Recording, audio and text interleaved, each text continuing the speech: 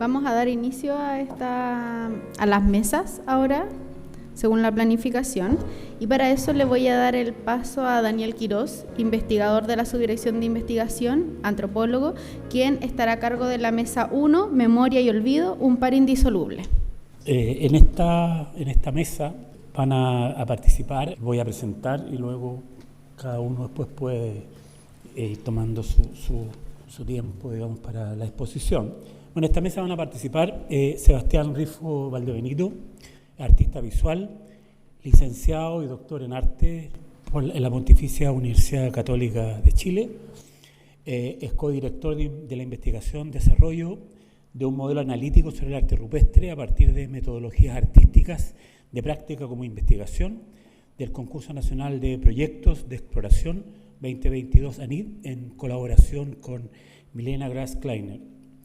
Él es parte del equipo de Desartes, Unidad de Artes y Desastres del Centro de Investigación para la Gestión Integrada del Riesgo de Desastres, CIGIDEN, Centro de Excelencia FONDAP ANID. Y él va a presentar su ponencia, la producción artística como recurso de memoria. Tal vez es preferible que primero haga la presentación y después los presento a los demás, ¿no? Muy buenos días. Antes que todo quiero agradecer la invitación a este seminario de investigación Los sentidos de la memoria. Es un honor para mí estar aquí en un espacio tan significativo como la Biblioteca Nacional y tener la oportunidad de reflexionar desde mi rol como artista e investigador con ustedes. En esta ocasión quisiera compartir con ustedes una línea interpretativa sobre el fenómeno de la memoria desde las artes y su práctica. Me interesa de manera general mostrar cómo el arte dialoga con el concepto de memoria, cómo lo aborda, la hace suya y la reactiva en función de los diversos contextos que son capaces de convocarlas. Para ello presentaré el enfoque de una de mis líneas de investigación actuales centrada en el estudio y comprensión de las artes del desastre en Chile. Desde ahí compartiré las motivaciones y fundamentos y definiciones que dieron origen a lo que junto con Ignacio Gutiérrez Croco hemos denominado como archivos Artes del Desastre. Luego mostraré algunos de los resultados obtenidos hasta ahora en ese archivo, que será lanzado próximamente como una plataforma digital. Espero entonces que esta presentación contribuya al diálogo y a la reflexión en torno a la relación de arte y memoria. A modo de preámbulo, quisiera compartir una anécdota universitaria que me marcó profundamente y que está relacionada con la etimología de una palabra muy hermosa, muy atingente para el día de hoy, la cual es recordar. Esta palabra, que nos ofrece una imagen tanto metafórica como poética de la memoria, proviene del latín recordari, derivado de cordis, que significa corazón. Así, el acto de recordar como verbo implica literalmente volver a pasar por el corazón, lo vivido. Es un gesto que trae al presente nuestras experiencias motivándolas a través de la emoción. Podríamos decir entonces que mientras la memoria, en tanto sustantivo, actúa como un archivo o una biblioteca donde se almacenan nuestras vivencias, recordar sería este acto de búsqueda activa en ese archivo. Una especie de lectura vital que nos permite volver a leer, o mejor dicho, volver a sentir esas experiencias. Lamentablemente no logro recordar el nombre del profesor que nos habló sobre la etimología de ese término, pero sí guardo con mucho cariño la apertura mental que significó para mí comprender que nuestra práctica artística, en palabras muy sencillas, consistiría en hacer pasar por el corazón no solo nuestras vivencias, sino también otras, todas aquellas con las que seamos capaces de profundizar con respeto y empatía, siendo nuestros corazones verdaderas cajas de resonancia del mundo. Ambos conceptos, la memoria y el recordar, son, por tanto, inseparables. La memoria da sentido al recordar, y el recordar activa y resignifica la memoria. Es un vínculo dinámico, donde surge un espacio fértil para interpretar el mundo y sus vivencias. Desde esta perspectiva, el arte se convierte en un vehículo privilegiado, una caja de resonancias, un sismómetro de los tiempos, que permite explorar y dar forma a estas conexiones profundas entre emoción, experiencia y presente. Cuando llegué en la mañana, me encontré con la presentación de Carolina Crespo, que me pareció increíble, precisamente porque el año 2021 tuve la posibilidad de estar en Tigre, en Buenos Aires, Argentina, investigando precisamente procesos de cosificación, mercancía, museografía, arte y genocidio indígena, específicamente la conquista del desierto. Entonces, muy rápidamente quise traer a colación esa obra, que es una pieza mía pictórica que mide cerca de 6 metros de largo, por 3,5 de alto. De hecho, actualmente se está exhibiendo en la Sala de Arte CCU, si quisieran ir a verla. Es una muestra que, como un palincesto, como un collage, como un patchwork, están conectadas todas estas historias del Puel Mapu. De hecho, el título de esta obra es Historias del Puel Mapu. Pero este es solo un paréntesis de lo que quería presentar el día de hoy. Desartes. Antes de profundizar en el archivo, quisiera introducir brevemente qué es Desartes. La institución que da origen a este proyecto, Desartes, es la Unidad de Artes y Desastres del Centro de Investigación para la Gestión Integrada del Riesgo de Desastres, CIGIDEN. La unidad se funda el año 2022 con el objetivo de investigar, producir y difundir proyectos basados en arte para el estudio e intervención en desastres. Una de sus líneas de acción es la investigación, donde se enmarca el archivo Artes del Desastre. En este contexto, el foco ha estado en los desastres socionaturales, referidos como aquellos producidos por amenazas naturales, pero que irremediablemente interactúan con condiciones sociales. Aquí los desastres tienden a aparecer donde las perturbaciones de un sistema socioambiental no pueden abordarse mediante acciones eficaces del propio sistema, interrumpiendo su funcionamiento. A partir de esto, proponemos que una de las principales motivaciones detrás de la creación del Archivo de Artes del Desastre en Chile radica en el reconocimiento de que nuestro país es particularmente propenso a desastres y donde el arte ha desempeñado un papel fundamental, aunque esto no haya sido ampliamente reconocido hasta ahora. Este argumento se sustenta primero en que a lo largo de su historia, las sociedades chilenas han sido testigos de una serie de desastres que han marcado profundamente tanto su territorio como su población. No solo han afectado la infraestructura y la geografía, sino que también han dejado marca indeleble en la identidad chilena, al punto de considerarse, como señala Silva y Riquelme, el 2018, como una sociedad terremoteada. Ante la periodicidad de este tipo de fenómenos, las distintas sociedades que los producen y experimentan de forma recurrente van articulando lo que algunos autores han denominado como una cultura del desastre, que, como plantea Anderson, son patrones culturales operativos en un área determinada que están orientados hacia la solución de problemas, tanto sociales como no sociales, que surgen de la conciencia de alguna forma de amenaza de desastre casi periódica. Esto se expresaría en un conjunto de ideas prácticas y materialidades que sirven como mapa para afrontar los efectos de los desastres. Pero a la base del desarrollo de una cultura del desastre óptima está la socialización, siendo fundamental la preservación del mapa mediante el aprendizaje y la memoria, por ende, de la capacidad de generar un relato compartido. Pero aquí es donde precisamente se juega la dificultad que introduce el desastre y la posibilidad de incorporar a las artes en el argumento. Pues, como han planteado diferentes autores, el desastre tiene el potencial de interrumpir el relato de sentido. Bajo esta idea vale distinguir entre el concepto de desastre y catástrofe, sirviéndonos más la segunda, cuya etimología viene de la conjunción entre en contra y volverse, es decir, un vuelco respecto de lo previo. La noción de catástrofe se entrelaza así muy bien con la de acontecimiento. La antropóloga y activista mexicana Rosana Reguillo aplica el concepto a las catástrofes para explicarles cómo, comillas, aquellos que interrumpen en la vida de las comunidades trastocando las rutinas, las dinámicas y el sentido con el que la gente interpreta el mundo, configurando su propio, comillas, espacio público, estableciendo normas, pautas, códigos y metáforas.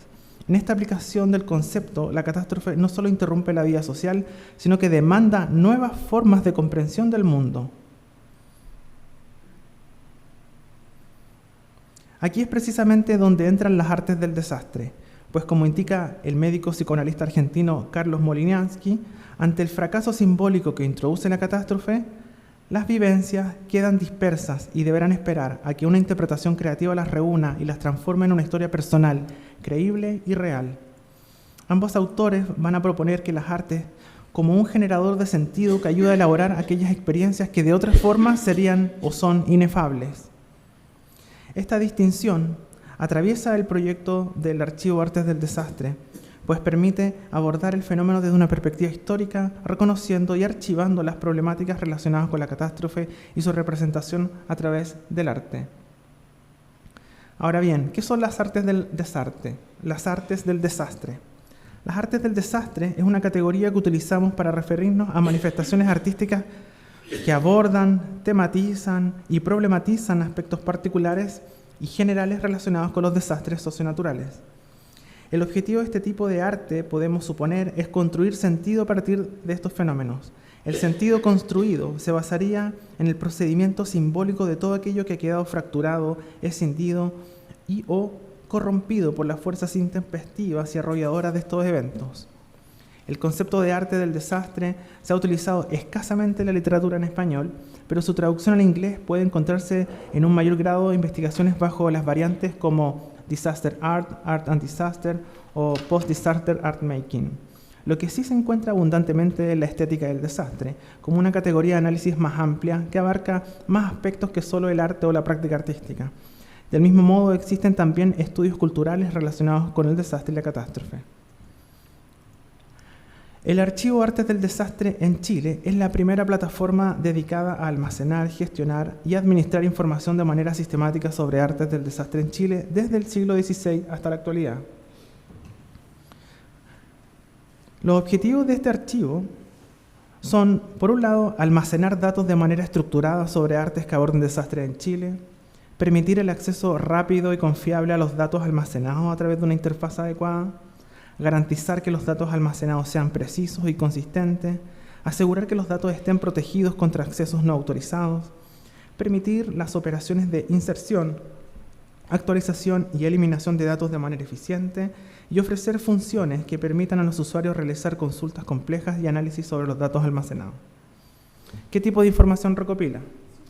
La información almacenada organizada en este archivo abarca textos, números, imágenes, archivos y enlaces de recursos web externos.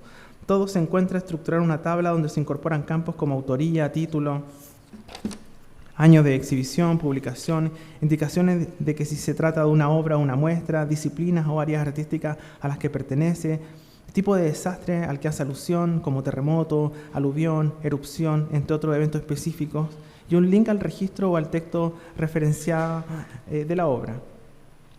¿Cuál ha sido nuestra metodología? Para la elaboración del archivo partimos por el desarrollo de una base de datos, que nos ayudó a organizar la información. Para la recopilación de esta información, una de las principales estrategias metodológicas que utilizaba ha sido un análisis de documentos que estudian y analizan y reflexionan particularmente sobre estos eventos desastrosos. Para la búsqueda de obras de arte se utilizaron también bases de datos virtuales de instituciones públicas nacionales. De igual modo, se recopiló información de fuentes de datos secundarios a partir de revisiones de bibliografía proveniente de programas universitarios chilenos relacionados con el estudio del arte. Y por último, las bases se enfocan en obras de arte sobre desastres socionaturales. Sin embargo, se incluyen también algunas obras que abordan desastres socioambientales, considerando aquellos acontecimientos que tensionan los vínculos del ser humano con su medio ambiente. Resultados preliminares. El archivo hasta el momento ha recopilado 306 obras y muestras, de las cuales la mayoría corresponde al área de las artes visuales, representando un 44,5%, seguido de literatura con un 23,4% y audiovisuales con un 13,7%. Las artes escénicas representan solo un 7,7% y la música un 5,5%. Respecto al tipo de desastre, los terremotos y tsunamis son los eventos más abordados por las artes del desastre en Chile, con un 58,8% de un total de 172. Los incendios son un segundo tipo de desastres más representativos, con un 13%, 39%. No obstante, se encontraron obras de aluviones, temporales, inundaciones, trombas marinas, tornados, erupciones, epidemias y desastres antropogénicos. Distribución por evento. Al analizar los desastres específicamente abordados por las obras, predominan las referencias a eventos sin especificar, aludiendo al tipo de desastre sin un evento histórico concreto. Entre los desastres con mayor referencia destacan los terremotos y tsunami del Maule del 2010, el terremoto de Valdivia de 1960, el terremoto de Chillán de 1939 y el incendio de la iglesia de la Compañía de Jesús. Estos eventos son significativos por su magnitud, como los terremotos del 60 y el 2010, o por sus consecuencias, como el terremoto de Chillán, el más mortífero en Chile, y el incendio de la iglesia de la Compañía, donde murieron más de 2.000 personas en un día, principalmente mujeres. Esta distribución, no obstante, puede deberse también primero al acceso al registro y la difusión de obras por Internet en la última década, así como la presencia de fuentes secundarias recopilatorias de obras de ciertos eventos en particular, como por ejemplo el libro, comillas, Del cielo al infierno de Alfredo Palacios Roa, que recopila imágenes de incendios de la Compañía. Obras ejemplares. Ahora, para ir a las obras mismas, de las obras recopiladas, la más antigua corresponde a las alusiones a terremotos en la poesía épica de la Araucana de Alonso de Ercilla en 1574.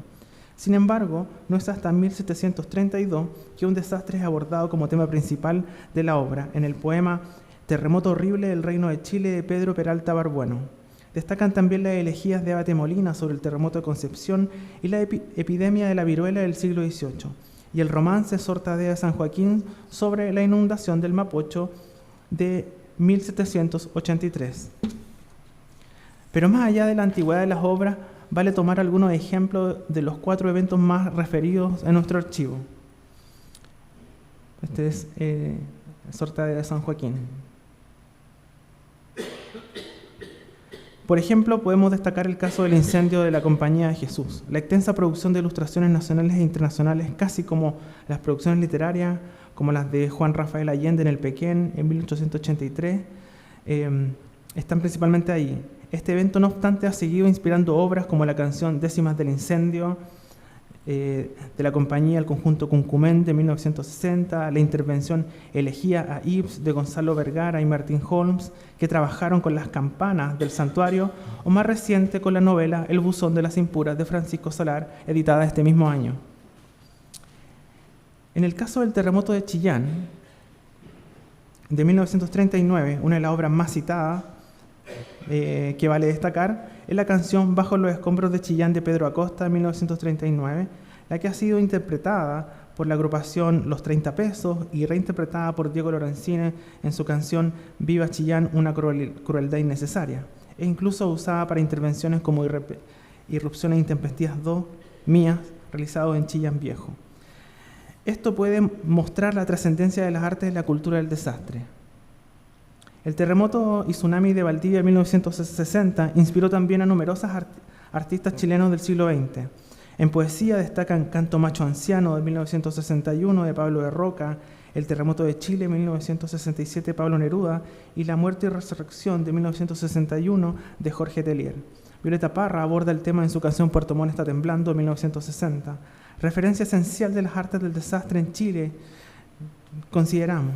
En el ámbito audiovisual destaca la película La Respuesta, de 1961, de Leopoldo Castedo, y su libro póstumo Hazaña del Riñihue, del 2000.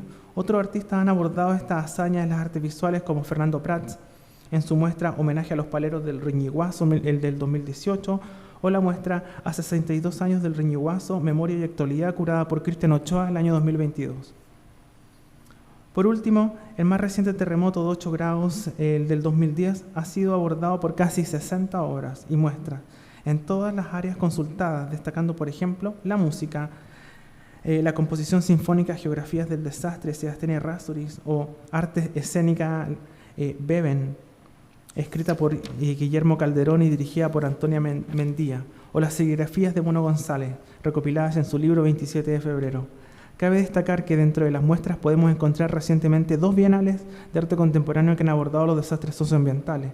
La 13ª Bienal de Artes Mediales, Temblor, en Santiago el año 2019, de la que fui co-curador, y Isaco 1.0, Aluviones en Antofagasta el 2021, reuniendo múltiples obras nacionales e internacionales sobre terremotos y erupciones, aluviones e inundaciones respectivamente. ¿Cuáles son las tipologías que hemos ido encontrando?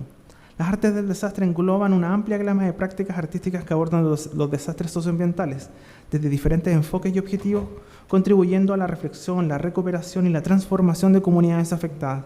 Sin embargo, al día de hoy podemos identificar 4 tipologías. La primera, reinterpretación histórica, obras que utilizan archivos, documentos históricos y memorias de desastres para reinterpretar la historia y la memoria colectiva, generando reflexiones sobre causas y consecuencias y visibilizando imaginarios sociales y estéticos. Incidencia política, obras que buscan incidir políticamente en las estructuras sociales e institucionales, visibilizando a los silenciados, señalando responsabilidades o promoviendo cambios en políticas de gestión del desastre. Intervención comunitaria, obras que intervienen poéticamente en el territorio posterior al desastre, a nivel comunitario y espacial. Estas prácticas artísticas buscan transformar y resignificar los lugares afectados, permitiendo que la comunidad participe en el proceso de recuperación a través de prácticas artísticas. Y por último, conmemoración. Obras que dedican al fortalecimiento de los mecanismos de resiliencia individual o colectiva posterior al desastre, como el uso del arte como terapia o del arte como memoria. Estas prácticas buscan ayudar a las personas a abordar su experiencia catastrófica, incluyendo aspectos biográficos y conmemorativos. Aquí tenemos ejemplos de obras que se hicieron después del incendio de Valparaíso, prácticas de reparación por mujeres que perdieron todo en el incendio, a través de tejidos colectivos.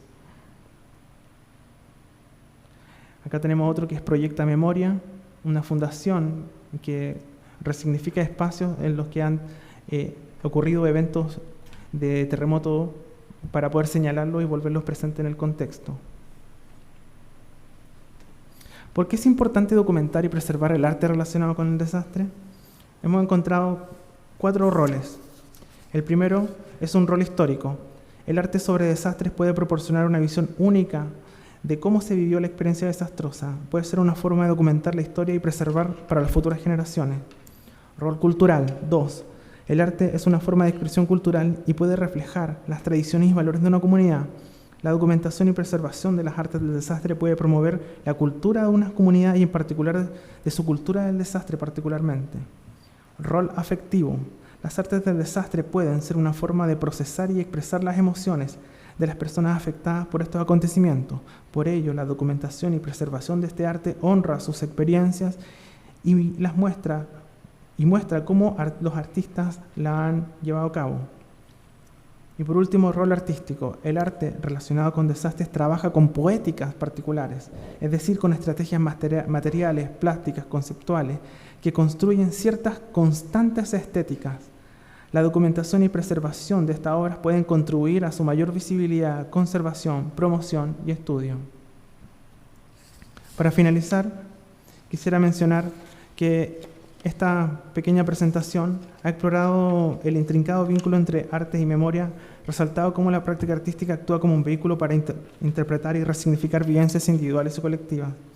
Desde el acto de recordar como un pasar por el corazón hasta la articulación de una cultura del desastre, se ha mostrado cómo el arte no solo registra eventos, sino que también los procesa simbólicamente, permitiendo la reconstrucción de relatos interrumpidos por la catástrofe.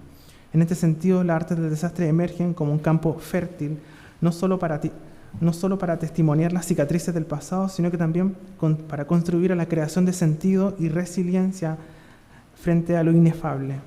El Archivo Artes del Desastre representa una innovación crucial para abordar los desastres socionaturales en Chile, sistematizando información que permite comprender su impacto desde una perspectiva histórica y artística. Al recopilar más de 300 obras en la actualidad, su impacto de obras y muestras, este archivo no solo documenta la conexión entre catástrofe y expresiones creativas, sino que también promueve un diálogo interdisciplinario sobre la memoria y el arte en contextos de crisis. Su existencia subraya el papel del arte como un agente transformador, capaz de dar forma a nuevas narrativas que fortalecen tanto el tejido social como nuestra capacidad de enfrentarnos colectivamente a desafíos del presente. Y aquí tengo unos ejemplos de las cosas que hemos ido haciendo en el equipo, como exposiciones conmemorativas vinculadas a los 30 años del aluvión de la quebrada de Macul, trabajando con comunidades y resignificando sus memorias, exposiciones en la Pinacoteca en Concepción, que está yo por título Reconfiguraciones del Hotelúrico, y actualmente tenemos una muestra que está exhibiéndose en Senapred ex ONEMI, vinculado al concepto de post-resiliencia, es decir, la posibilidad de poner en tela de juicio la idea de la resiliencia como una idea per se al ser chileno, hacerse la pregunta si realmente es así. Y prontamente se vienen nuevas exposiciones como Herencia Sísmica, entre otras. Muchas gracias. Muchas gracias, Sebastián. Bueno, vamos a dejar la parte de las preguntas una vez que se terminen las 3 presentaciones, ¿no? Vamos a agrupar. Así es que ahora dejo con ustedes a María Olga Ruiz. Ella es licenciada en Historia, magíster en Estudios de Género y Cultura y doctora en Estudios Latinoamericanos. Todo esto grado obtenido, digamos, en la Universidad de Chile. Actualmente es académica del Departamento de Ciencias Sociales de la Universidad de la Frontera y sus líneas de investigación son Historia Reciente del Cono Sur Latinoamericano, con énfasis en la dimensión cultural de la experiencia militante en las organizaciones revolucionarias, estudios de la memoria social y estudios de género. Ha publicado varios artículos científicos, capítulos de libros y escritos de divulgación en torno a estos temas. Hoy día nos va a presentar el trabajo de El golpe en la Araucanía, una aproximación desde las memorias y la historia reciente. Bien, yo también voy a comenzar agradeciendo a quienes organizaron esta actividad y a quienes tuvieron la gentileza de invitarme.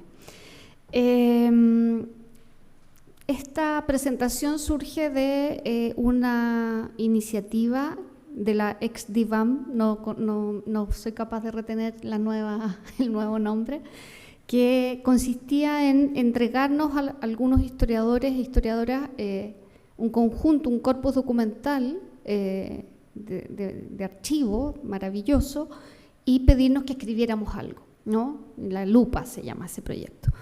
Y esa posibilidad fue muy buena porque me permitió introducirme en la historia reciente, pero con perspectiva regional.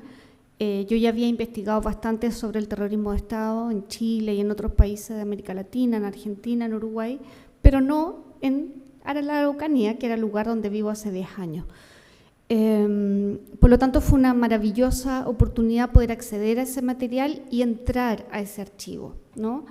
Y pienso que esos hallazgos, ese material documental que está en el ARA, Archivo Regional de la Araucanía, permite también complejizar e interpelar las memorias que hemos construido sobre nuestro pasado reciente. Antes de comenzar, y solo como una invitación a pensar, ¿no? Yo soy historiadora, trabajo con las dos categorías, memoria e historia. Las dos son restituciones del pasado, pero son diferentes, ¿no? Pierre Nora, que es este historiador francés que hizo una colección de libros que se llaman Los lugares de la memoria, en los años 80, él dice que la memoria, estoy pensando mucho en el trabajo tuyo, Carolina, es como la emoción que nos une, es como la hoguera, ¿no? Es como corazón palpitante en torno al cual las comunidades construyen una identidad y un relato sobre sí mismos, ¿no? Es esa tibieza, ese calor, las rutas antiguas de lo que hablábamos en el café, los ancestros, los mitos, ese calor que toda comunidad necesita. Y por otro lado, dice, la historia es ese ejercicio laicizante, disciplinario, que busca probar si es verdad o mentira. Él es historiador, pero de alguna manera nos deja en un lugar como de aquellos que venimos a romper la magia, a pinchar el globo. Hay otros historiadores, como Traverso, que tienen una visión, me parece, mucho más dialogante, ¿no? Sin homologar ambas categorías, pero una visión mucho más dialogante. Traverso dice a los historiadores, una imagen que a mí me gusta mucho, los testigos nos desordenaron el taller. Cuando nosotros entrevistamos a testigos o trabajamos con testimonios, el taller del historiador se desordena completamente. Y tenemos que aprender a trabajar con esas memorias. No solo para cubrir los vacíos de la historia, sino porque nos ofrecen otra perspectiva analítica, ¿no? Las subjetividades, las emociones, y eso incluye, por supuesto, distorsiones voluntarias o involuntarias, pero un poco lo que señala Pollack, ¿no? Ese es el valor de la memoria. No es un problema, no es una deficiencia, como dirían algunos colegas historiadores, que no es confiable. Ninguna fuente es confiable. Un discurso presidencial tampoco lo es. Está tan intervenido como un testimonio. Y justamente eso, que podría ser visto como una debilidad o un defecto, es la virtud de las memorias. Entonces voy a hacer algunas reflexiones a propósito de la dictadura militar en la provincia del Cautín, a través de este corpus que se me entregó, que son los bandos militares, y no voy a detenerme 100% en esto porque quiero hablar también del tema de la colaboración, que no estaba en ese corpus, pero que está en el archivo regional. Primero, estos bandos militares cubren toda la dictadura. Uno piensa que de pronto se gobernó los primeros años de la dictadura, que fue muy larga acá en Chile, ¿no? Pero la verdad es que hay bandos militares hasta el último de la dictadura. Por supuesto, la gran mayoría tiene que ver con la represión a grupos opositores, pero también hay una intención de disciplinamiento total de la sociedad civil. Hay muchos que también refieren a la intervención de empresas públicas y privadas, a la censura, a los medios de prensa, pero también otro tipo de materias como la fijación de precios o incluso la organización de fiestas religiosas. O sea, hay bandos militares para celebrar la Navidad, por ejemplo, ¿no? ¿Por qué es importante esto? Porque la mayoría de los trabajos que existen en Chile, me parece que en Argentina están bastante más avanzados, sobre historia reciente, terrorismo, Estado, dictadura, son centralizados y centralizadores, ¿no? Ponen el foco en Santiago y desde ahí proyectan esa experiencia al resto del país. Y no considera que los territorios tienen una historicidad propia con actores, temporalidades y modalidades represivas específicas. Bueno, aquí esta es una foto de Diana Dualde que está ahí.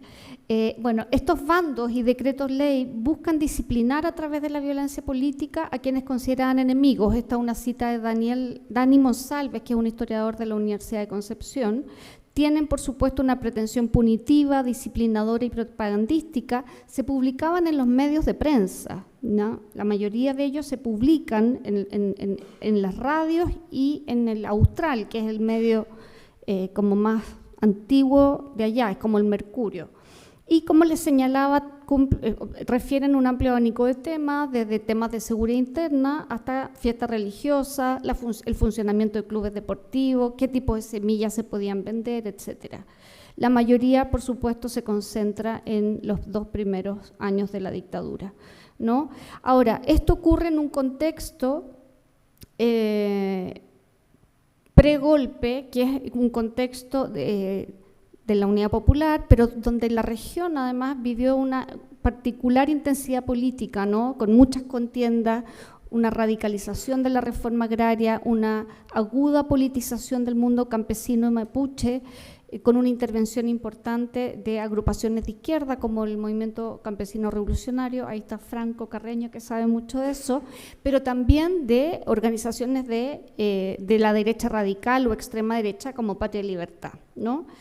Hay unas fotos magníficas de un francés, Raymond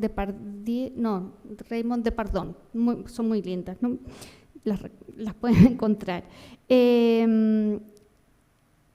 Estamos hablando de una zona que en su mayoría la población es rural, y de acuerdo a las cifras, a las últimas cifras que tenemos de la Corporación, de la Comisión Nacional de Verdad y Reconciliación y todo, y todos estos organismos, tanto la región de la Araucanía como la del Biobío son las que tienen más víctimas de desaparición forzada después de la región metropolitana, ¿no?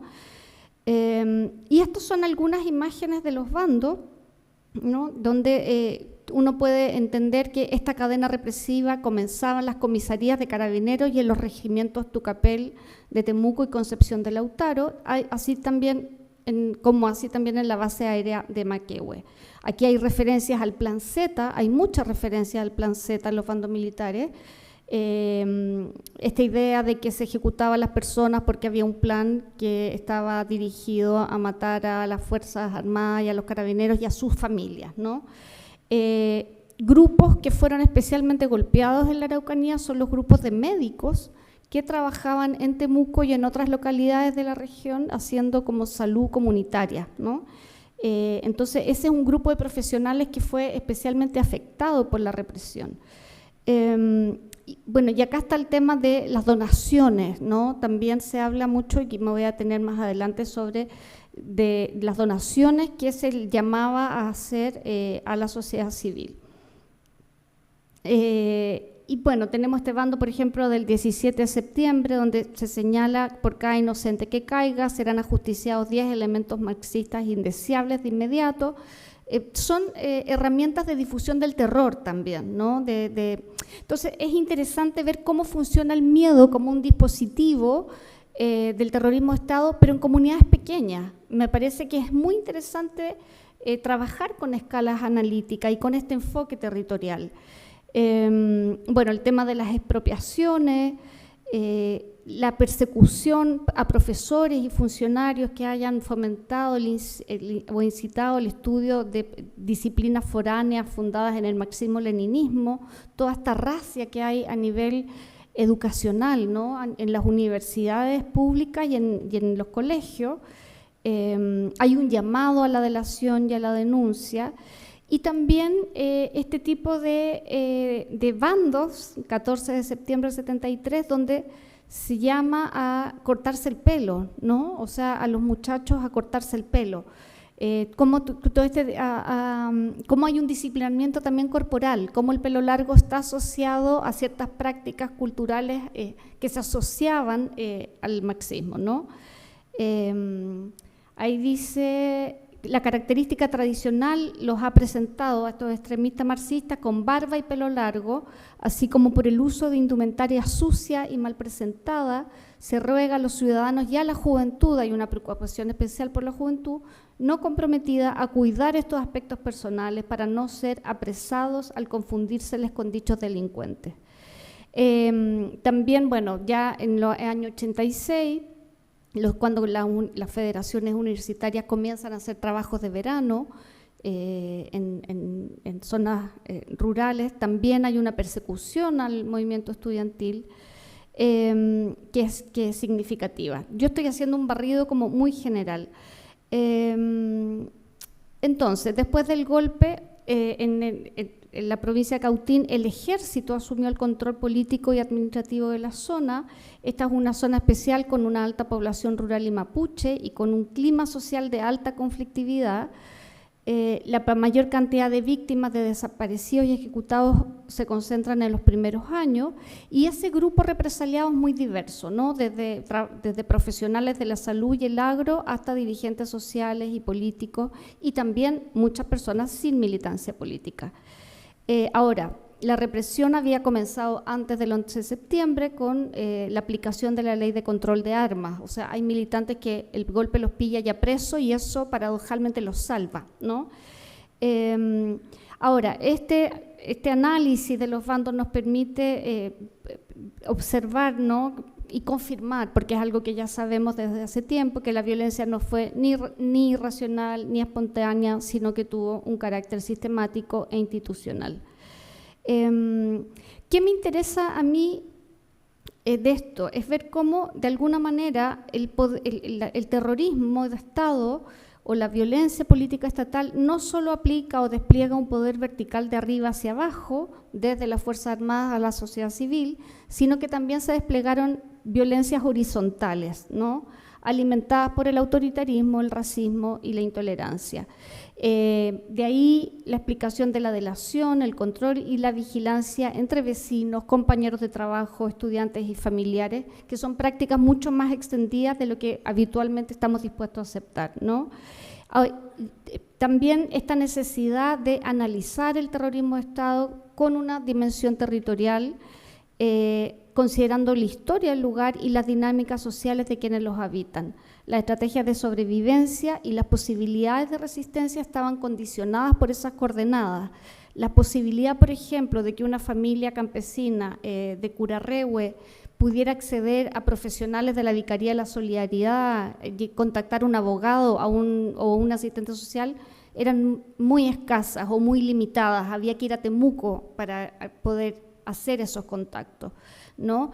Y hay mucha gente que no denunció, o sea, hasta el día de hoy en sectores rurales, cordilleranos, uno sabe que hay gente que nunca denunció y que no está en los informes. Y esto es lo que me interesa reflexionar, son algunas de las registros de donaciones, ¿no?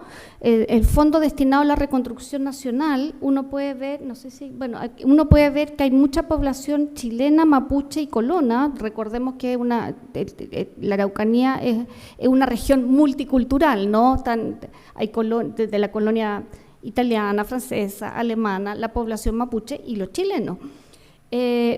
No sé si se logra ver ahí, pero la mayoría de las donaciones obviamente son joyas, son anillos, en general anillos de compromiso, anillos de matrimonio, pero también dientes de oro, ¿no? Y también, cuando no hay joyas, pajarillo embalsamado y una estrella de mar disecada. Me parece que también tenemos que interrogar eso, o sea, hay gente que no tenía joyas y que donaba lo que para esas personas tenían valor. ¿Ya? Lo que nos habla de que, y esto aquí sigo el trabajo de Marcelo Casals, no estamos hablando de un apoyo al golpe exclusivamente de las élites de la región. Marcelo Casals habla del apoyo de los sectores medios, pero aquí cuando uno va a esto, uno puede constatar que hubo un apoyo también popular, ¿ya? Las cartas de apoyo, acá están los colegios profesionales, que es sobre todo el foco en el que pone atención Casals, ¿no? Que ofrece labores odontológicas. Ellos ofrecen operativos dentales, ¿no? Los bomberos, ¿no? Y también es interesante ver los argumentos que ellos dan, ¿no? Esta idea de extirpar el nefasto gobierno marxista, ver los símbolos, las representaciones, la idea del profundo agradecimiento y apoyo incondicional.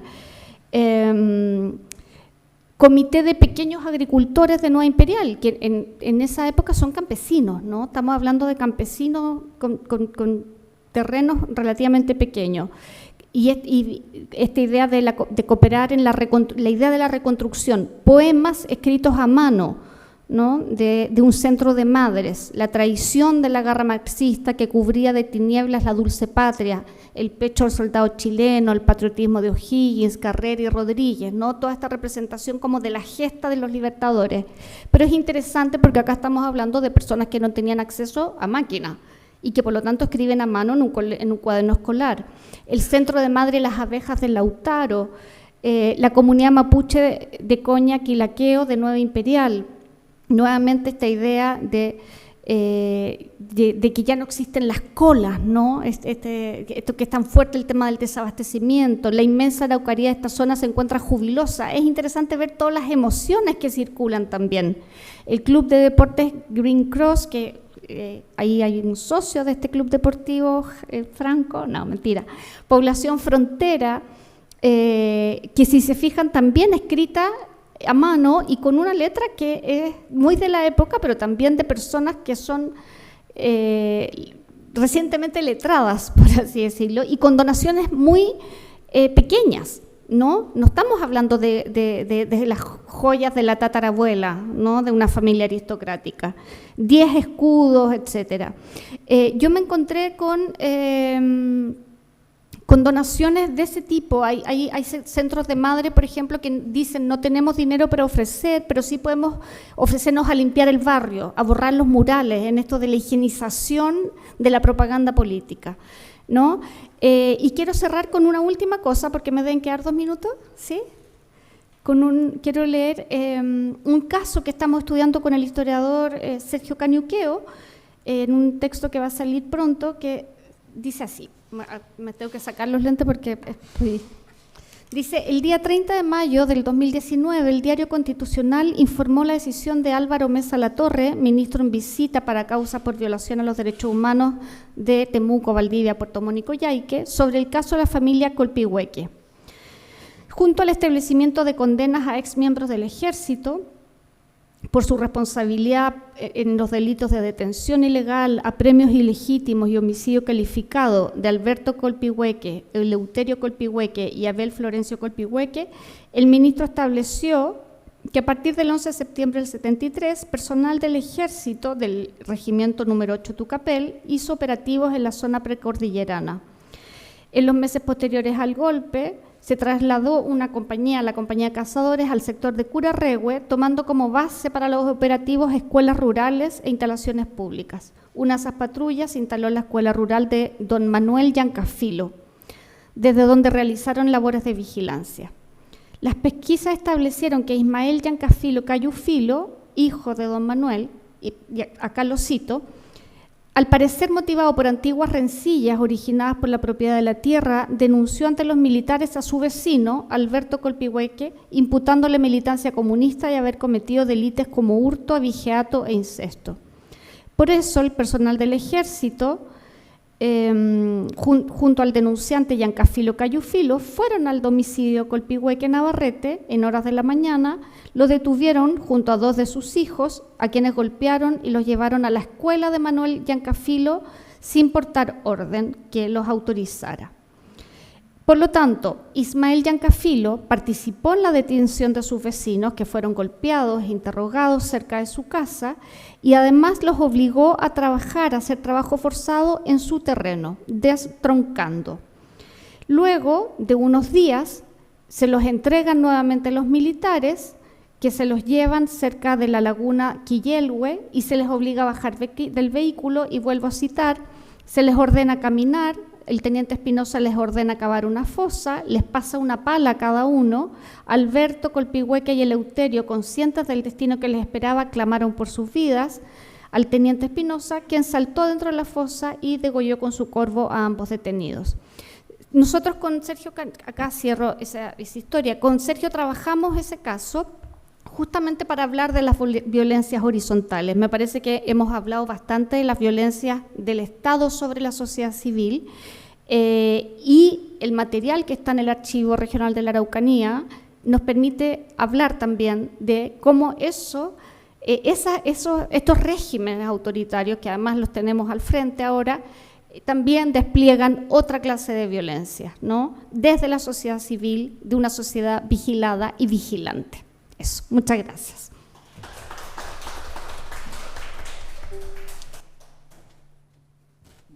Gracias, María Olga. Ahora correspondería la última presentación de esta mesa, que está a cargo de Luis Alegría. Él es doctor en estudios americanos de la Universidad de Santiago, magíster en Antropología y Desarrollo de la Universidad de Chile y profesor de Historia y Geografía y Educación Física de la UNCE. Él actualmente es investigador de la Subdirección de Investigación del Servicio Nacional de Patrimonio Cultural y profesor del Instituto de Historia y Ciencias Sociales de la Universidad de Valparaíso.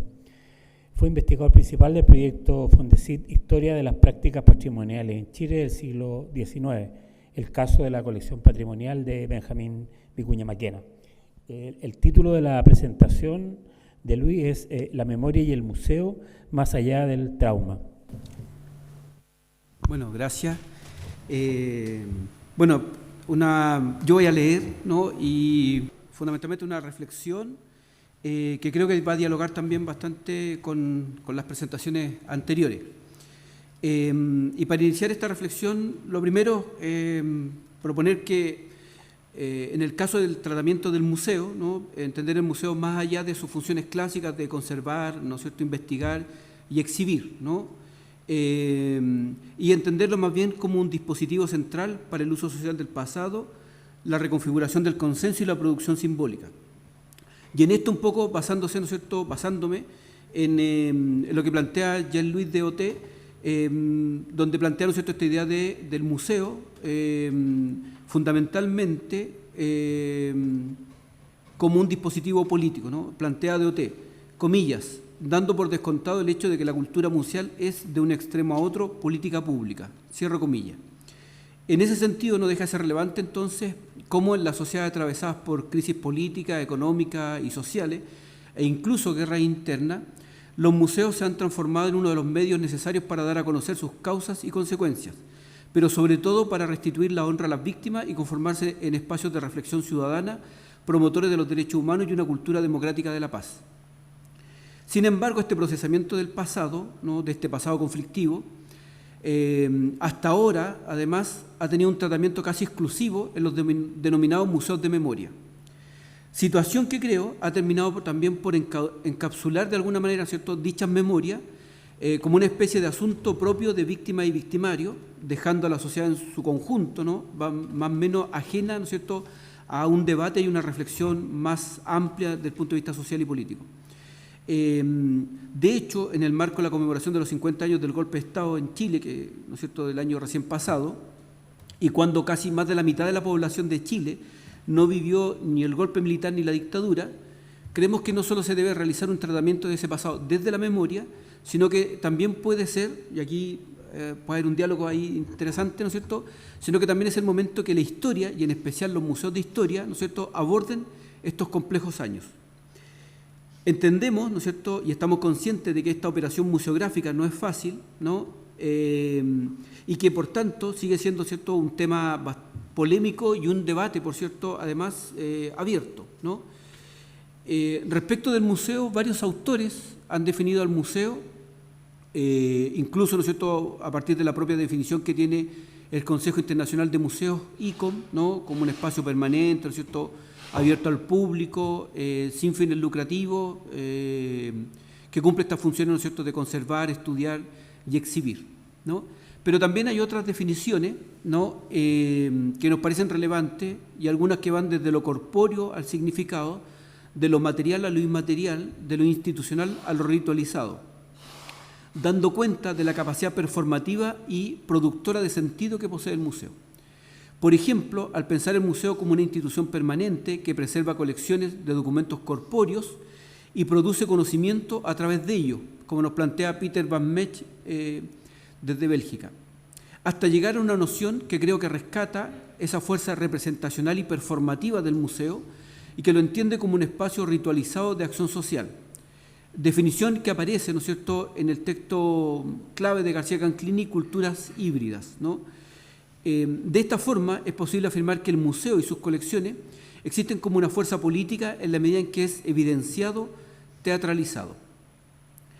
Por otro lado, como ha manifestado Stefan Ruderer, historiador de la Universidad Católica, es posible, ¿no es cierto?, identificar una política para el tratamiento de las violaciones de derechos humanos para el caso de Chile, ¿no?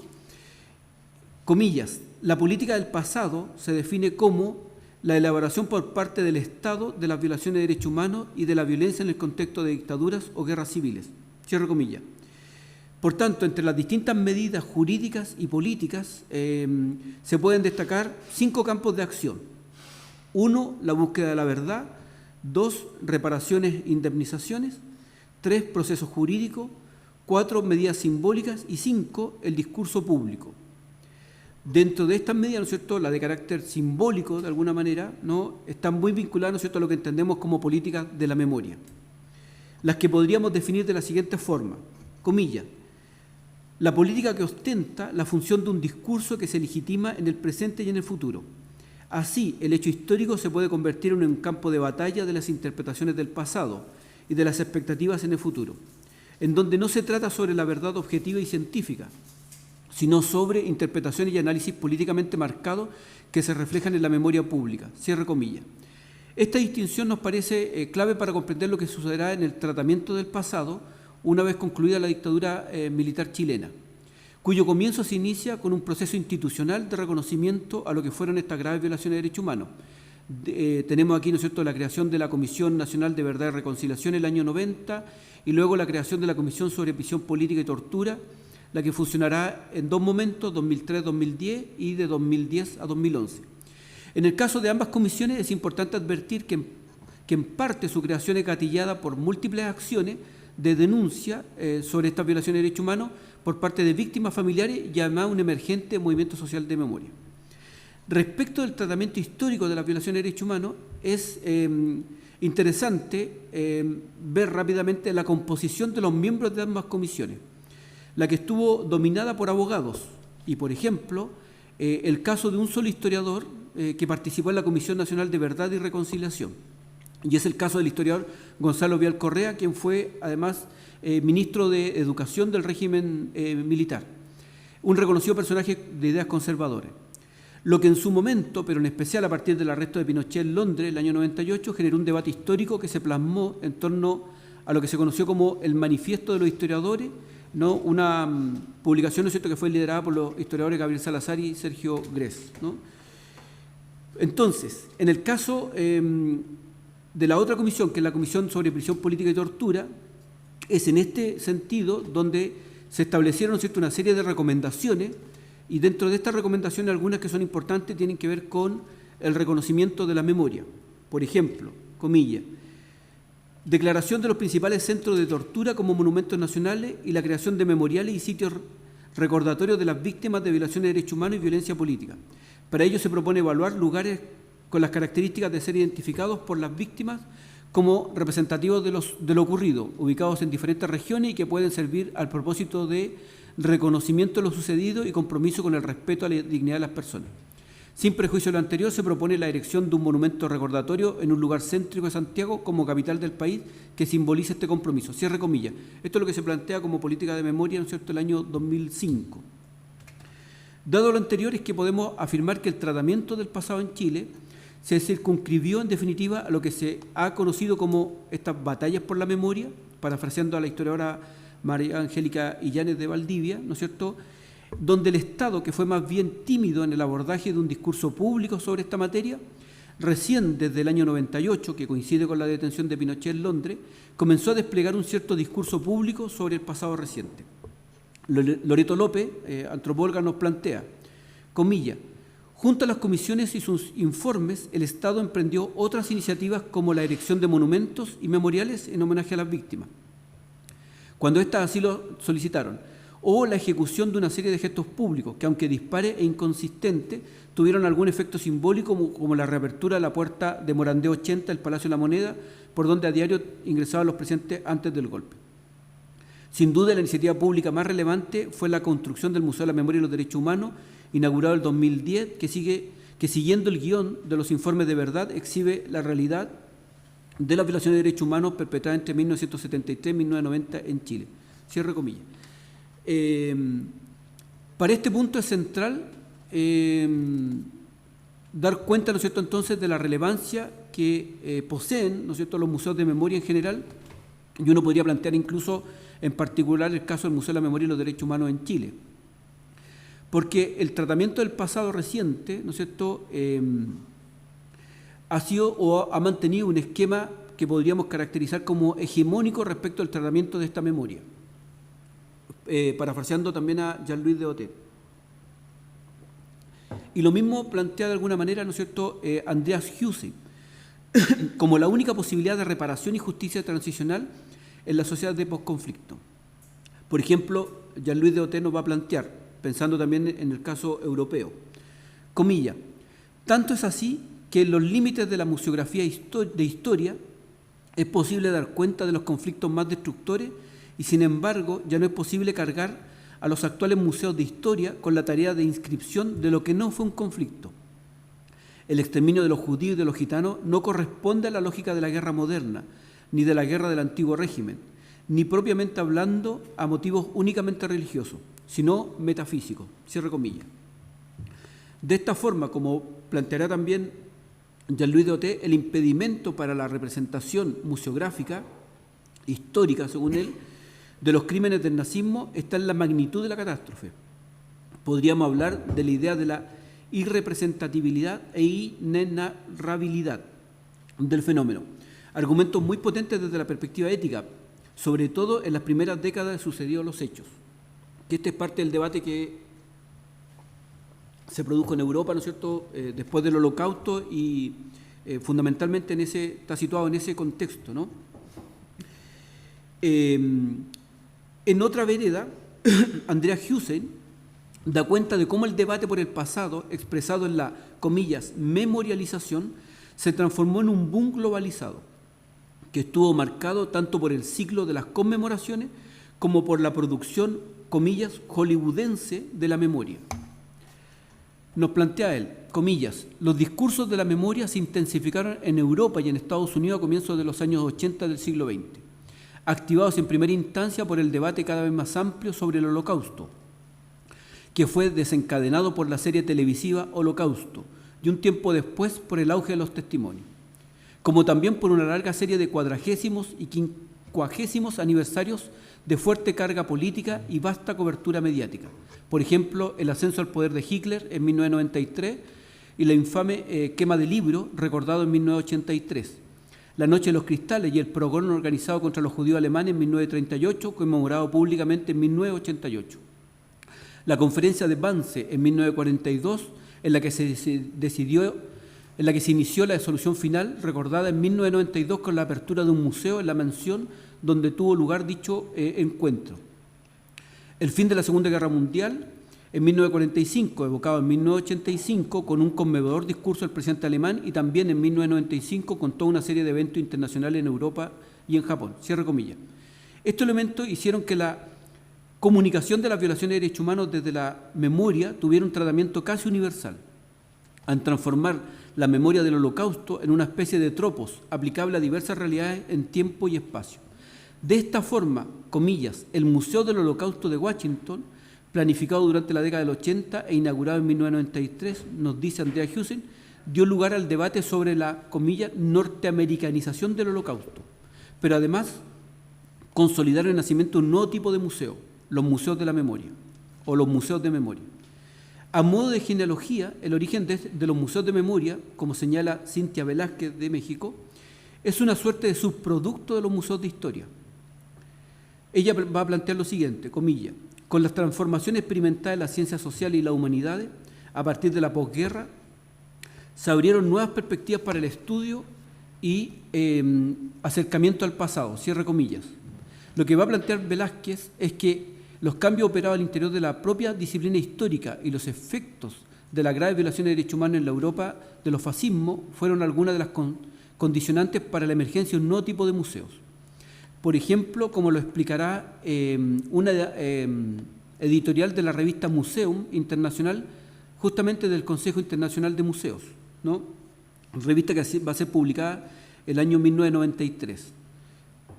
Va a plantearse en esa editorial, comillas, los lugares que fueron escenario de las guerras más feroces de la humanidad, de las playas de Normandía a los campos de concentración de Sachsenhausen y Auschwitz, pasando por la ciudad de Hiroshima, han sido transformados en museos del recuerdo y la reconciliación. Junto a ellos ha surgido una nueva generación de museos que presentan una dinámica de la paz a través del arte y ponen de manifiesto el poder de los artistas para despertar la conciencia pública en torno al concepto de paz. Cierre comillas. Y esto está planteado, ¿no es cierto?, y dicho por Stefan Wikalnowski, quien es uno de los promotores de la creación del museo en Auschwitz, ¿no? Es clave observar que en el caso de esta publicación todavía se piensa en los museos como categorías rígidas, por ello se promueve que tanto los museos de la guerra como los museos de la paz posean como objetivos comunes contribuir a un mundo de paz y cultura de los derechos humanos, sin manifestar mayor preocupación a las complejidades particulares que se deben resolver al momento de implementar museos de estas características, ¿no?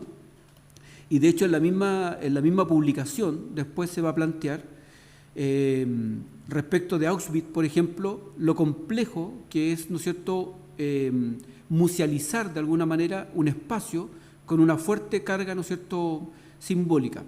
Respecto de Auschwitz, por ejemplo, se dice, comillas, Auschwitz ahora es un museo, pero es también el cementerio más terrorífico del mundo.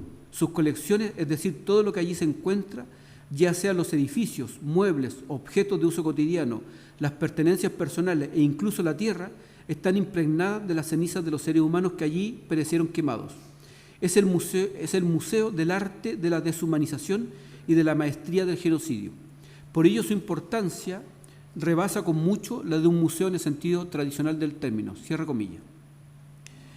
En definitiva, ¿no es cierto?, los museos de este tipo no solo configuran una nueva especie dentro de la tipología de museo, sino que incluso abrieron un campo, ¿no es cierto?, mayor respecto del propio patrimonio cultural, en una conformación de un ámbito que se tiende a denominar a veces como patrimonio de la memoria o de los derechos humanos, o patrimonio de la atrocidad o del horror, o patrimonio incómodo, ¿no?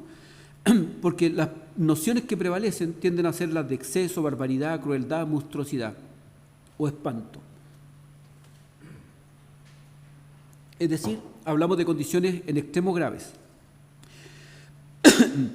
En este contexto, los museos de historia como tal, ¿no es cierto?, se han planteado bastante limitados para abordar estas nuevas realidades. Por ello, y tal como eran concebidos, han de sufrir una serie de cambios para que puedan hacer posible el surgimiento de nuevas instituciones y procesos de musealización. Para Velázquez, de hecho, ¿no es cierto?, es como inviable esta posibilidad dentro de un museo de historia. Y por eso plantea, ¿no es cierto?, la emergencia de esta nueva categoría que puede ser museo de memoria o museo memorial, como lo plantea también un investigador norteamericano, Paul Williams, ¿no es cierto?, el 2007. Sin embargo, planteamos que, de alguna manera, por otro lado, una de las complejidades de los museos de memoria es encapsular las violaciones de derechos humanos a un tipo distintivo de museo, el de la memoria. De esta forma, si bien estos espacios cumplieron y siguen cumpliendo un rol destacado en la sociedad, y en especial en lo que fueron las primeras décadas postdictatoriales, también es posible afirmar que con el paso de los años la memoria fue operando como un encuadre subjetivista del recuerdo, que además es parte de su característica. Ahora bien, sabemos que la memoria es un concepto que está vinculado al de historia, pero justamente siguiendo a Nora, ¿no es cierto?, él hace esta distinción. Y para graficar, ¿no es cierto?, un poco lo que mencionaba también Olga, es interesante dar cuenta de eso, ¿no? Mientras que la memoria es la vida abierta a la dialéctica del recuerdo y de la amnesia, de las revitalizaciones y de las reinvenciones, es una especie de antihistoria. Por otro lado, la historia está vinculada a las continuidades temporales, a las evoluciones y a las relaciones entre cosas.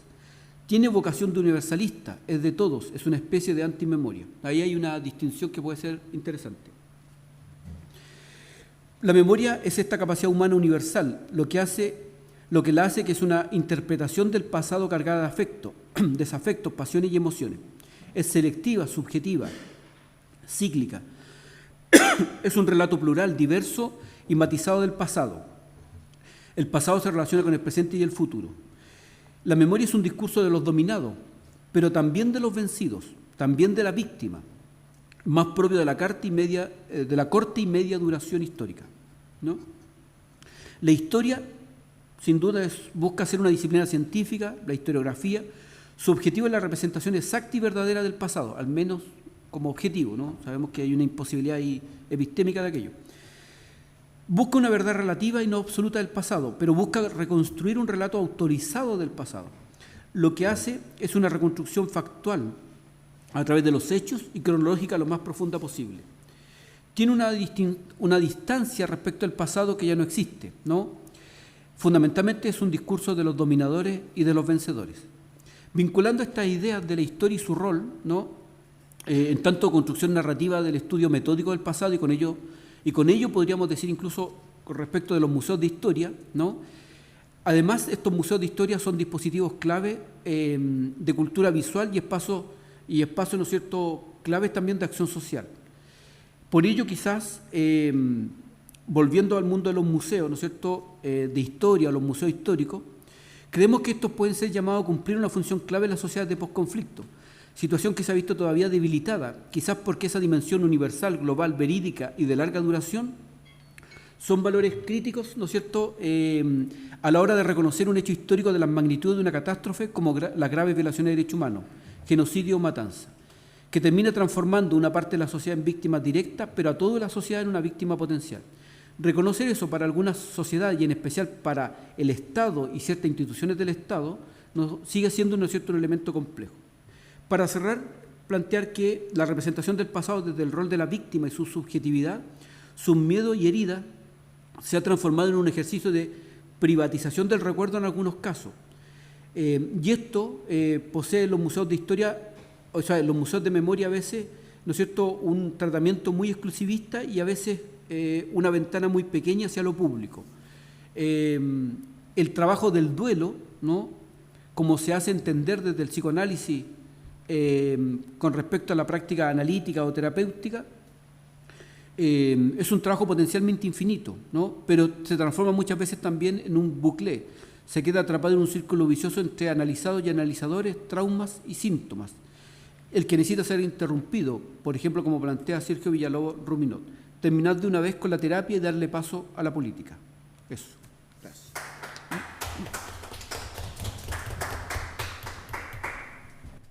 Bueno, gracias Luis por tu presentación. Bueno, ahora tenemos un tiempo para preguntas, si alguien quiere hacer alguna pregunta o comentario a las presentaciones. Hola. Con todo respeto a los asistentes y a los expositores, hablemos de la memoria.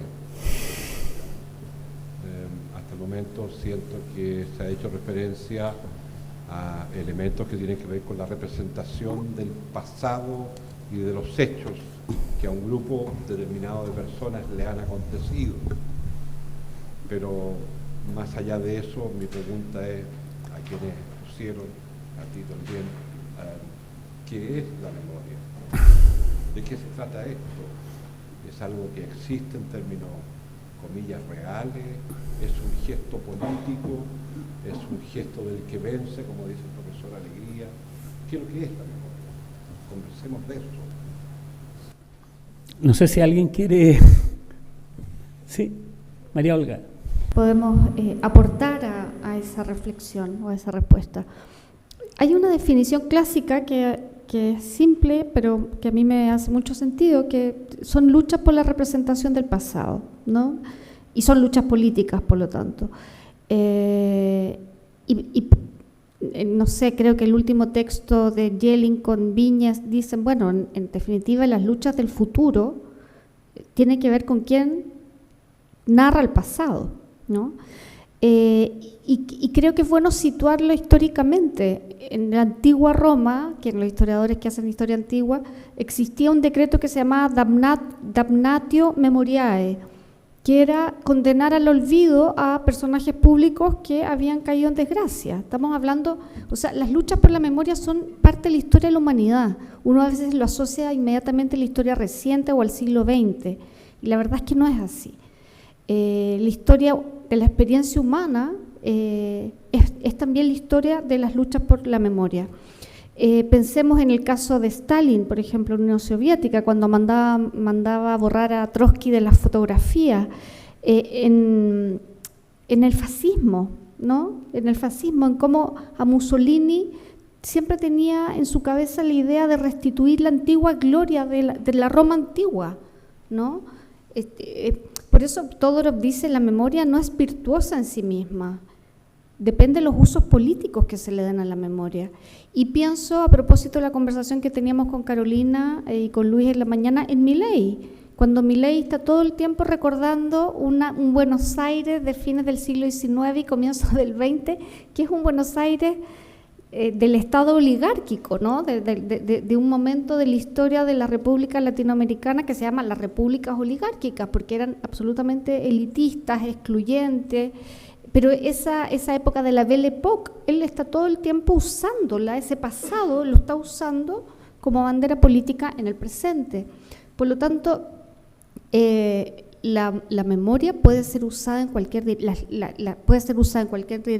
y las luchas por el pasado son parte de la historia de la humanidad desde tiempos remotos.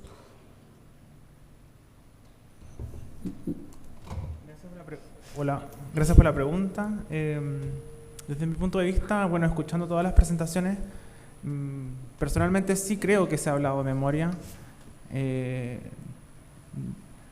No creo que no se haya dicho. O sea, fue súper interesante las distinciones, los contrapuntos con el concepto de historia, cómo ha sido, cómo emerge vinculada también al poder. Y en ese sentido, como que a mí me queda bastante claro ese marco conceptual desde donde las memorias terminan siendo usadas, usurpadas, borradas, ocultadas, y cada una de esas acciones respecto de estas subjetividades que lograron cristalizar ciertos momentos históricos, momentos del tiempo, quedan ahí a disposición estratégica del poder. En ese sentido, mi aporte a esta mesa tiene que ver que hay modos de hacer memoria, ¿ya? Y que esos modos de hacer memoria podemos llamarle poéticas, por ejemplo, desde lo que podría significar una carta, o lo que podría ser, como mostró acá, María lo que Olga. mostró Olga, esos partes que se impartían, documentos oficiales, terminan siendo también parte de esa memoria. Una escultura, una pintura, una obra de teatro.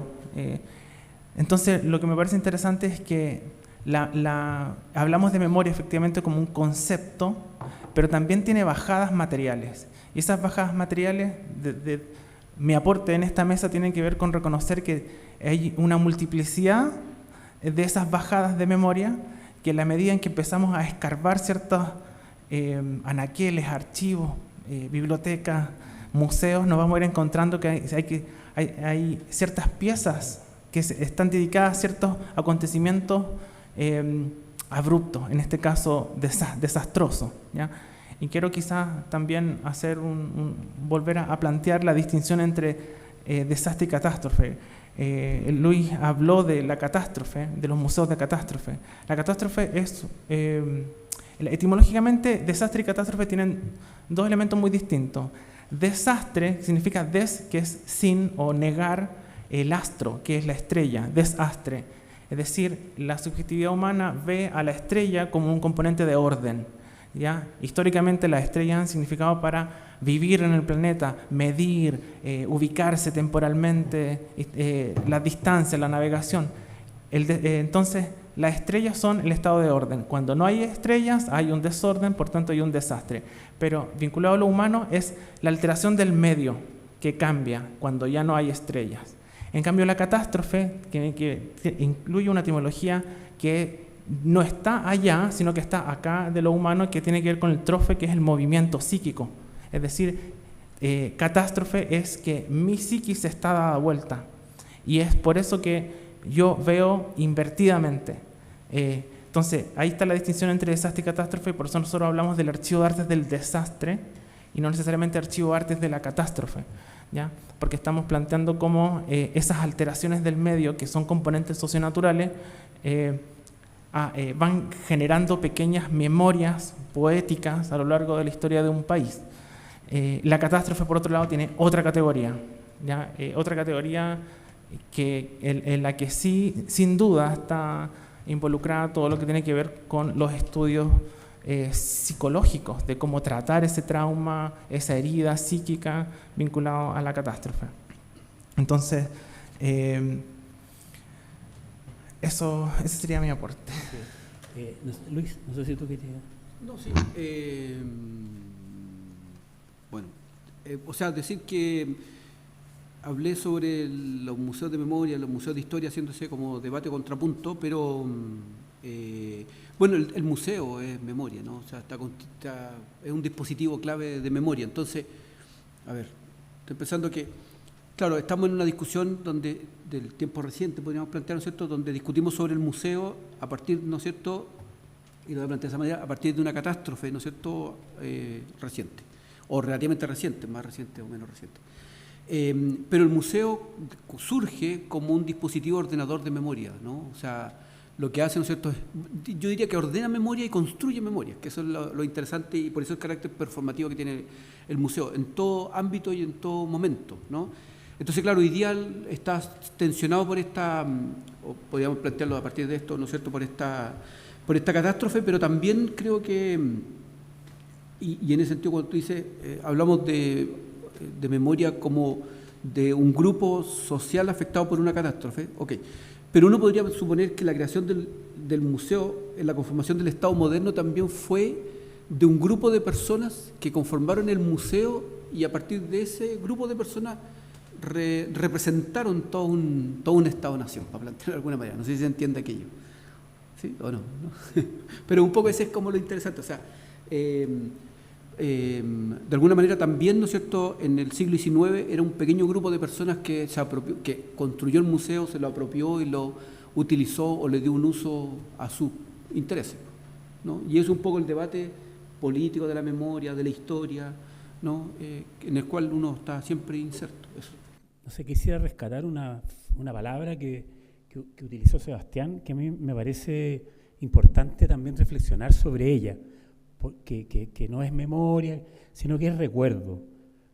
Yo creo que esa es una palabra de repente más fuerte, y que apela más hacia una especie de sensibilidad individual, el hecho del recuerdo. Mi consulta o mi pregunta tenía que ver con una reflexión, no es contestar a la pregunta, ¿no? Pero ¿qué relación uno puede establecerse entre recuerdo y memoria? ¿Son planos diferentes? ¿Son perspectivas distintas? ¿Es lo individual versus lo colectivo? ¿O cómo se puede plantear, o cómo se puede mirar o ver esa diferencia? Bueno, yo me hice esa pregunta al comienzo y la respuesta un poco la fui encontrando en las categorías de las palabras, porque memoria es un sustantivo y recordar es un verbo. Entonces, la memoria, como dijo Luis, como han dicho, son estos repositorios que contra disputas constantes logran constituirse como reservorio, y el ejercicio de recordar es una acción en la que uno va a ese espacio. Creo que por ahí podría ir. No sé. La verdad es que la memoria son recuerdos, pero son olvidos también, ¿no? La memoria total no existe. Los olvidos cumplen una función muy relevante en la memoria. Es un elemento indispensable en la memoria. O sea, hay que romper esta idea de que memoria es sinónimo de recuerdo.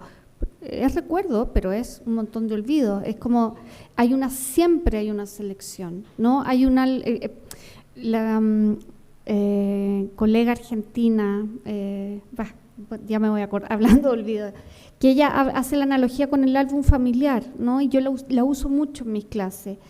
No habrá flores en la tumba del pasado. ¿Cómo es? La Ludmila Catela. Ella habla del álbum familiar. En un álbum familiar no están los momentos tristes, no hay una foto de cuando el papá se fue de la casa, de cuando la mamá le pega a los niños, de las peleas entre las parejas. Hay una selección de momentos, la mayoría de ellos felices, de alguien que escogió, que dejó algunas fotos fuera.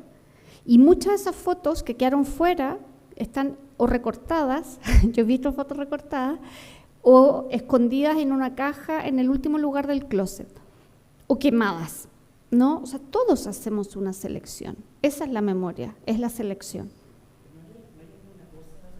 Que haga, por ejemplo, por ejemplo, cuando se habla de memoria, y sobre todo memoria asociada a estos temas, digamos, de los que se ha hablado, memoria asociada a la dictadura, memoria asociada, la memoria siempre es sobre algo negativo, digamos, algo terrible, algo terrorífico. Y tú nos hablas, digamos, de estos álbumes familiares, que es como lo opuesto, ¿no? Es como escoger aquello en realidad positivo o aquello no negativo, ¿no? O sea, hay como ahí una distinción, hay algo ahí que está funcionando, que obviamente el tema del olvido, por ejemplo, no hay un museo del olvido.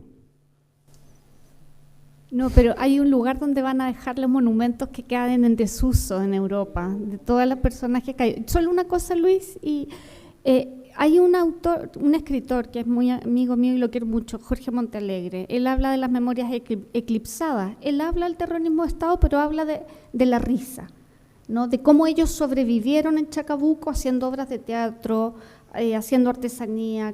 Él se hizo poeta en Chacabuco, ¿no? Entonces, me parece que es importante. Hay la Germaine Tillon, que es una antropóloga que fue de la resistencia francesa, escribió una opereta en Ravensbrück, el campo de concentración de las mujeres. Entonces, también me parece que efectivamente hay que darle espacio a esas memorias, a esas formas de resistencia. Carolina, ¿quería decir algo? Sí. Como pregunta. Yo creo, no sé si la distinción, pero sí, porque tiene que ver también el abordaje de la memoria, depende de los marcos teóricos también, ¿no? Eso está claro. Pero en el caso mío, entre recuerdo y memoria, yo creo que efectivamente en esa dicotomía de pensar el recuerdo más individual, un elemento que creo que también es interesante es que esos recuerdos igual están gatillados socialmente, o esto que plantea, ¿no es cierto?, estos marcos sociales de la memoria. Entonces, si bien hay recuerdos, ¿no es cierto?, que son individuales, familiares, también hay un marco, ¿no es cierto?, de recuerdos que están gatillados, ¿no es cierto?, socialmente, condicionados, determinados, influidos, ¿no es cierto?, socialmente. El Estado es un actor clave en la configuración de esos recuerdos.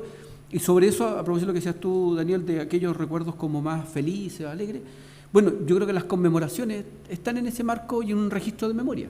O sea, y el Estado lo que hace, porque construye políticas de memoria, ¿no es cierto?, y ahora lo tenemos más claro que antes, el Estado en construir esas políticas de memoria, las conmemoraciones, por ejemplo, las fiestas patrias, que son, si no, ¿no es cierto?, una política de memoria, de recuerdo y festivo, o celebrar, ¿no es cierto?, celebrar la patria, celebrar la nación, como sea.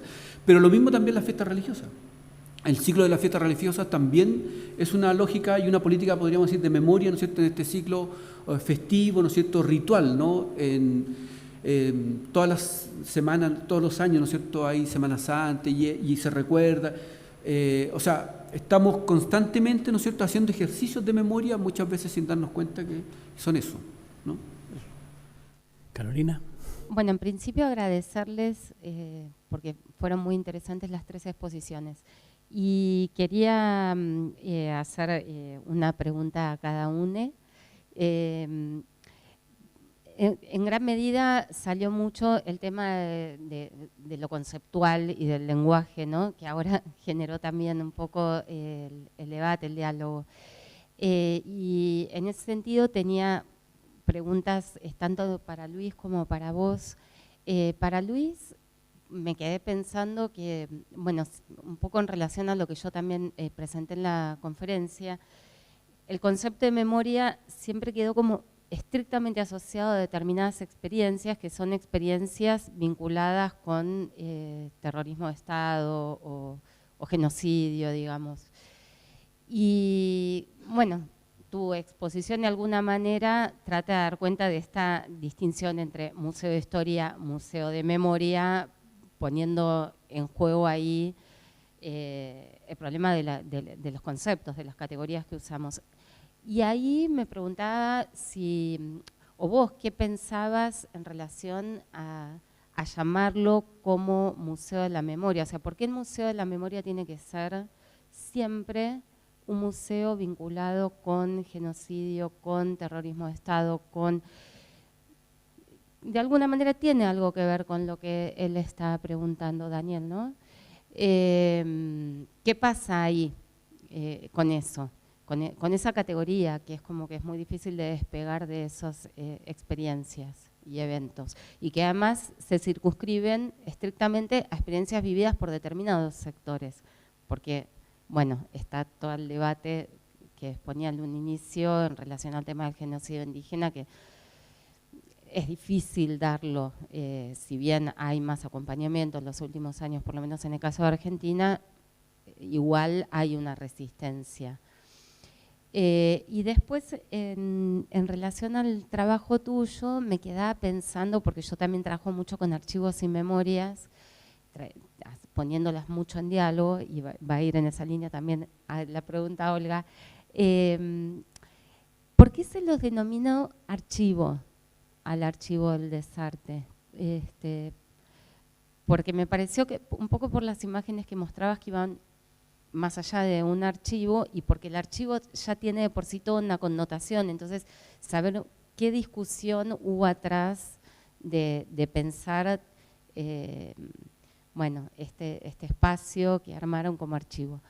Y después a Olga, preguntarte también si ibas a trabajar solamente con el archivo, con documentos, o si también estabas trabajando con otros tipos de estrategia metodológica, sobre todo pensando que es un caso bastante reciente, aunque no necesariamente uno lo puede usar igual otra estrategia, ¿no?, metodológica, pero saber eso. Me gustó mucho cómo ibas trabajando, o quizás sentía como mucha sintonía en los documentos, y prestar atención no solamente a lo que dice el documento, sino también a la materialidad del documento, el hecho de que esté mecanografiado, que no esté mecanografiado. Me parece que eso dice muchísimo de los documentos de los archivos,